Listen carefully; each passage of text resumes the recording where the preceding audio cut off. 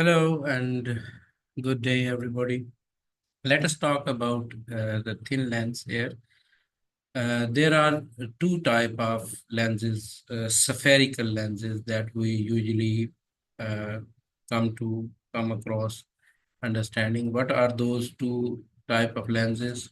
One lens that is usually thick from the middle and thin from the sides.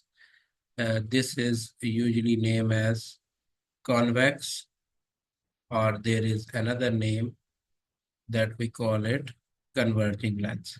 So this lens is by definition, we can say this is thick from the middle. This is thick from middle portion. Its middle portion is heavy and thin from the sides. So this is from the edges, we can say is thin. And this lens is either of two more types. If it is only one side is, you can say convex, one is plane, this is called plano-convex, and there is another one in which one side is more convex than the other. So this is called convex meniscus. This is plano-convex, and the other one is convex meniscus. Okay, so this convex lens is also called converging lens. What is the meaning? Why we call it converging lens? Because all the rays which are parallel to principal axis, when they pass through this lens, all of these rays will converge at one point. So for example, I say this is a line that is passing through the convex lens, and this is passing through the middle of the convex lens. This is called principal axis.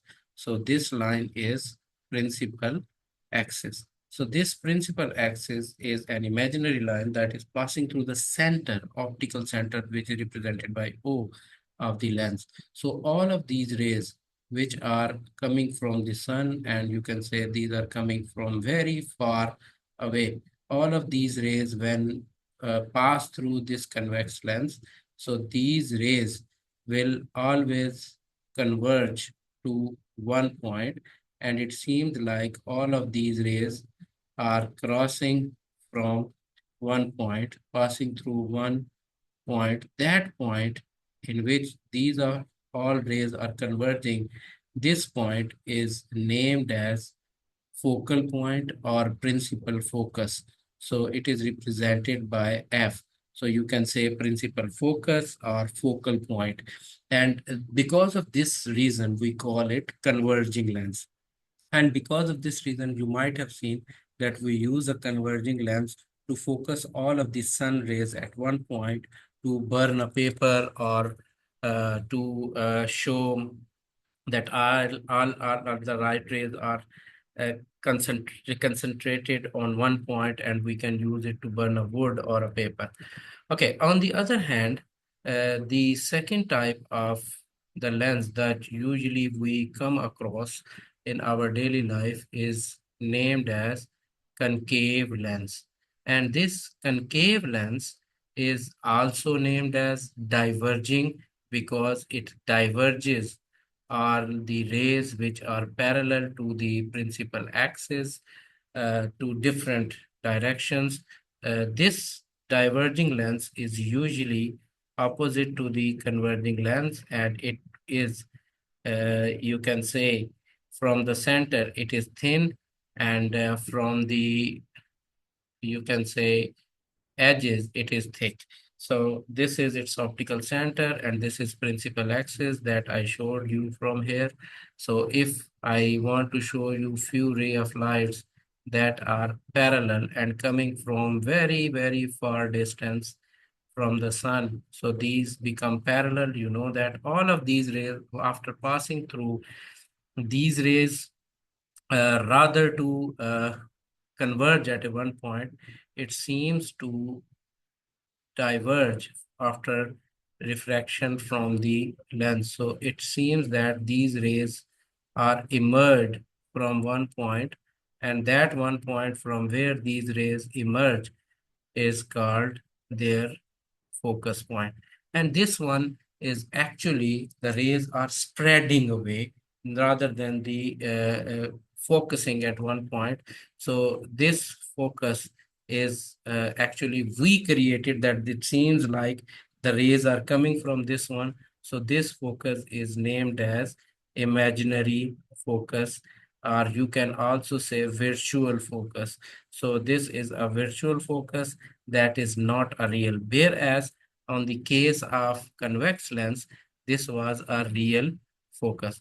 Okay, when this is a real focus and this is imaginary focus, the distance on either side of the lens equal to the focus point is called focal length, and on the same side you can say focal length, but this real focal length is considered as positive, whereas on the other hand this focal length, which is imaginary or virtual, is considered as negative focal length. And it will be, for example, 1 centimeter on either side will be equal to focal length. Like the convex lens, we also have three types of the concave. For example, this is one is plano concave lens, and the other one, as you can see, is just concave meniscus. We can just simply draw like this. This is concave meniscus. But usually we will use double convex and double concave lens. Okay, now, until here, we just talk about basic ideology behind the lenses, concave and convex. Now, I would like to go to very, very important point.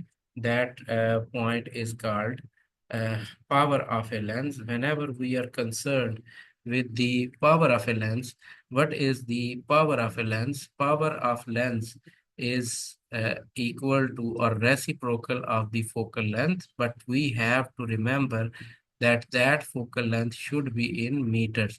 Usually, in optics or in lenses, we use the distances and heights in centimeter, but for finding the power, we will use it in meter. So when we will use in meter, we will get the power of a lens in diopter. And diopter is denoted by capital letter D, and one diopter will be equal to per meter. For example, I would like to solve that I have a convex lens with a focal length, for example, of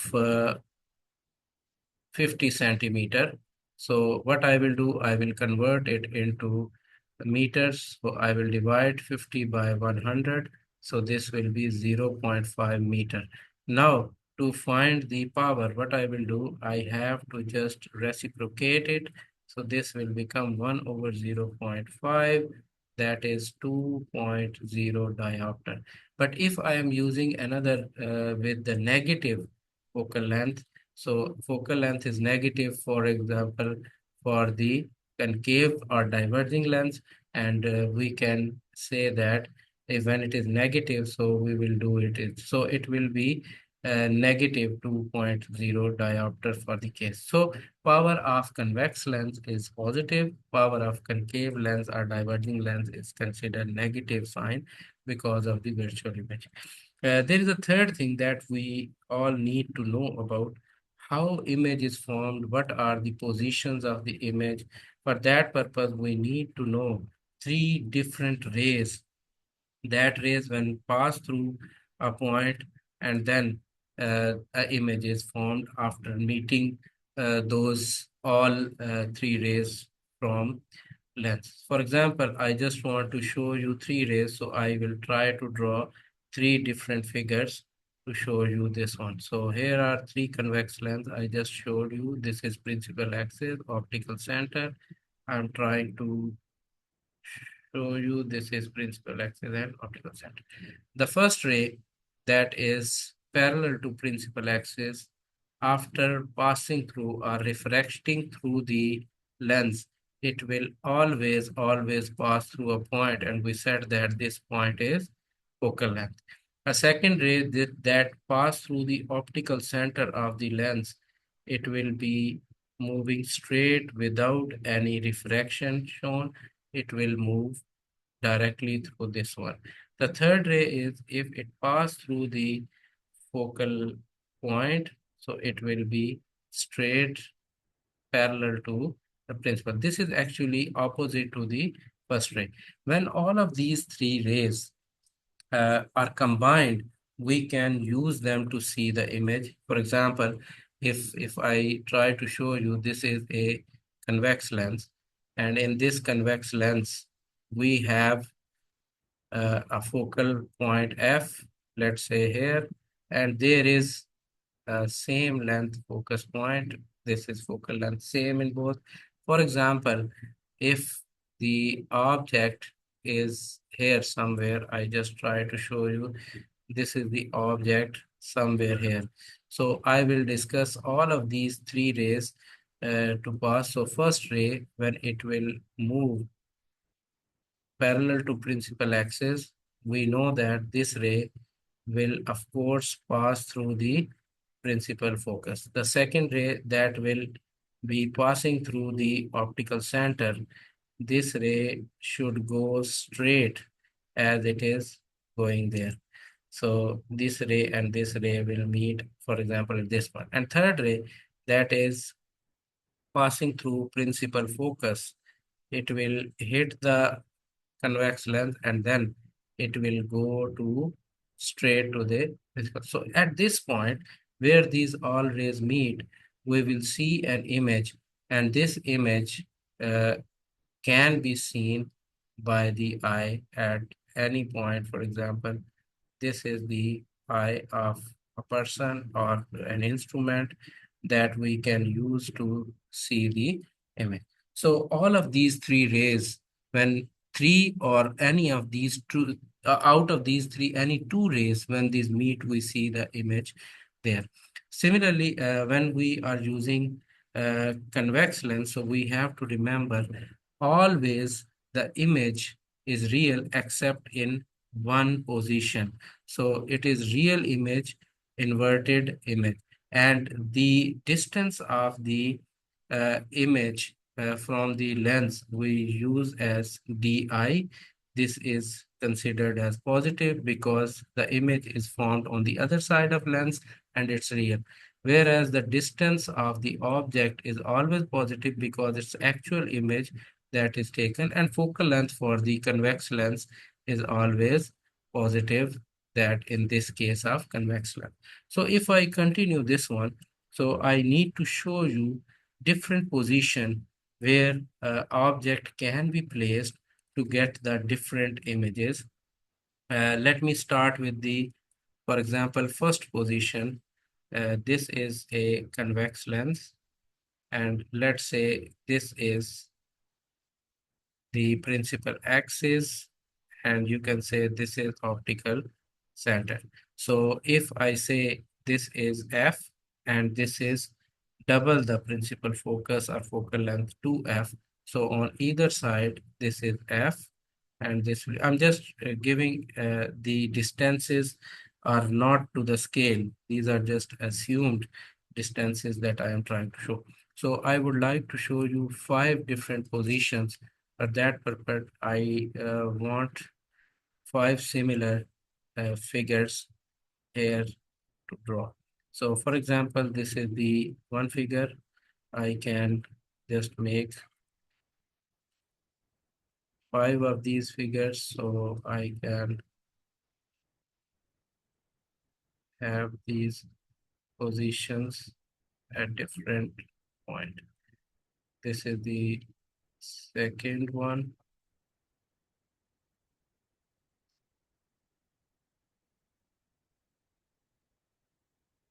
Let's say third one.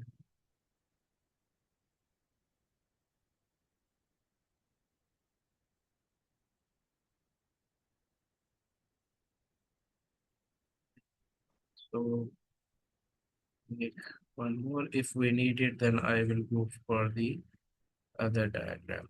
I think these are enough for now. So I will go for the other.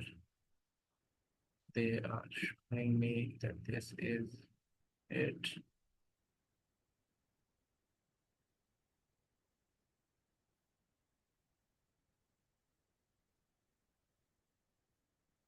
These are the five similar diagrams that I just copy pasted to show you the different positions of the objects and the images. So for example, now I would like to draw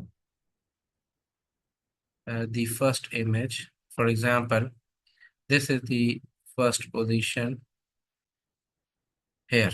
For example, object is placed here. This is the first position of the object, that is behind the before the 2F. So the image, whenever you will try to form with it, it will be at, you can say it is very far from the 2F. So image will be formed between F and 2F, and this image will be small. For example, I just try to show you, this is the first ray, this is parallel to principal axis. It will, after passing through principal focus, will pass from here, and the second ray that is coming from the optical center will meet at this point. So this image will be small in size, smaller, and it will be inverted but real. So this is the first position that we need to remember. On the other hand, when we are talking about the second diagram, if the object is in this position, that it is moved a little bit and it is moved to a position of 2F. So you have to remember no object is at 2F, then image will be also at 2F, and this image will be same in size, and this will same in size, but it will be again inverted and real. For example, this is the first ray, this is the second ray passing, and it will meet at this point. So this is again same size, same size, real but inverted image. So this will be the second ray diagram. Let us say whenever we have the situation like this, in which we are moving the object a little bit more closer to the lens, more closer to the lens, we can say maybe between F and 2F. So between F and 2F, when we talk about, so we can say that this is the position of the object here. In this case, when position of the object is here, we have to remember image will be a little bit bigger but inverted. So this image, you can see the second ray I'm just passing through here, and this image will be larger in size, larger, inverted but real again. So we can see this is the image formed by this. And there is another ray diagram that we need to talk about. When the object is placed on the principal focus, this position is tricky. Sometimes we say that the image is formed on infinity, or we can just simply say that image does not form. So for example, this is the position. At this position of the object, let's say I have two rays. First ray parallel to principal axis will pass through the principal focus. As usual, the second ray that is passing through the optical center. If you look at these rays, these seems to be parallel, or they are moving toward each other very, very slowly. So at this age, either we will say image is formed at infinity, image at infinity, or you can say that it is never formed. But if you say it is formed at infinity, it will be real and very large image. But I would prefer to say that image is at infinity. We don't know how much is it, or it is no image is formed. But all of these situations we discuss, one very, very important situation that we did not discuss, that position is very, very important to know, that whenever we have a situation in which the object is placed near the lens, when we use the word near the lens, it means it's almost less than a distance from the length of the focal length. So this may be, you can ask that the distance is very small, as smaller than the principal focus. So you can say if focal point or focal length is 2 centimeter, so object will be closer than that. And in this situation, we say that this is called magnifying glass. Let me start with this one. For example, this is the position of the object here. So when position of the object is here, I know that the one ray parallel to principal axis will always go through the principal focus. This is its first ray. The second ray that goes through the optical center, it will be there. So you can see the distance is increasing between these two rays. So if I try to extend these two rays backward, for example, this is the second ray, I extend it backward, and this is the first ray, I extend it backward. So you can see at some point here, these rays are going to meet. Where these rays are going to meet, this is the position of the image. And if you are trying to eyeing upon this, so you will see the image will be seen from your eye, but it will be on the same size. So you have to say that this will be a virtual upright image. This will be virtual, upright, and also large image. And because the image is large, we say that this convex lens is being used as magnifying glass. So this is the magnifying. Here, because virtual image is formed, so distance of the image will be considered as negative, but object distance as usual will be positive, because actually object is there. But this is a very, very fantastic position, because in compound microscopes and other magnifying properties, we use it in this situation. So what I can just simply say that whenever I use the different positions of the lens, so I can say that there are three rays. That rays when meet at a point, or two out of these rays, we can see the image formed. So if the object is beyond or before 2f, image will be between f and 2f. When I move a little bit object to the 2f, image will be same size, real inverted at 2f. If a object is between f and 2f, image will be beyond 2f, real and little bit inverted and larger. But at f, there will be no image formed, or you can say images at infinity. But very, very fantastic image position is when we find only this position between f and optical center, we get a virtual image from the convex lens. Otherwise, we get a real image.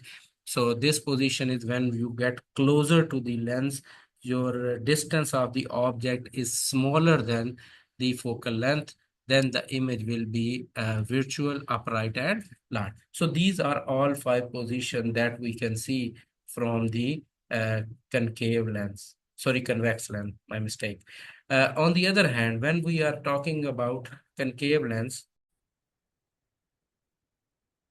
Uh, here I would like to talk about the diverging lens case. In diverging lens, we can see that the image is always virtual upright. So here you can see in this diagram that what happens actually is whenever we have three rays that are coming, for example, this is the object position. So from this object, ray 1 is this one that is parallel to principal axis, it will diverge. And when we extend it backward, it seems to emerge from the point F. Whereas the other ray that is passing through optical center goes straight, and the third ray that is approaching toward focal length after passing through the convex lens, it becomes straight. So all of these three meet at this point where image is formed. So this image you can say is upright, but this upright image is always smaller. So upright but smaller image, and this image is always a virtual because actually this one was not happening. We just extend these rays. So the image distance from the lens is considered as di, always negative. We know that object distances. So wherever we keep this position of the O or F at 2F or behind, wherever we put our image will be in between F and optical center. It will be less than the focal length, the distance of the image, and this will be a virtual and small in size upright image. So that's all about from my side, and I am hopeful that you guys did understood the lesson, and inshallah, I will hopeful that you will have no confusion in your mind. Thank you so much, and bye bye.